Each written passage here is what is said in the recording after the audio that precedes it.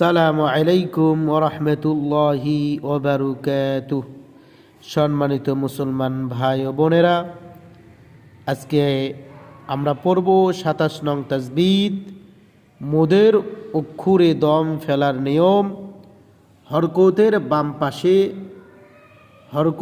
বাম পাশে মাদের অক্ষর পাইলে দম ফেলিলে একালিফ পরিমাণ টানতে হয়।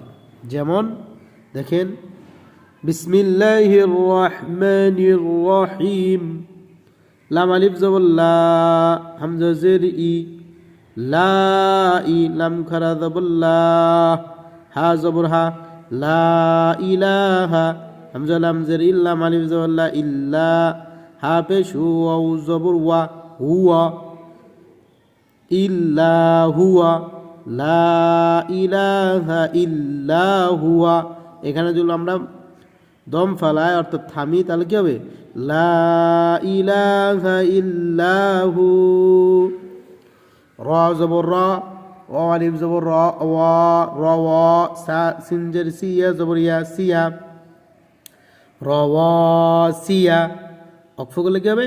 র ওয়া সি, একাল পরিমাণ টান দিতে হবে।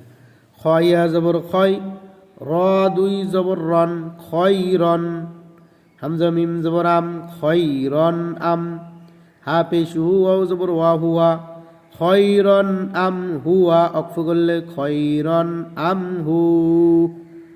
বুঝে আসছে? ইনশাআল্লাহ আমরা এইভাবে পড়ার চেষ্টা করব।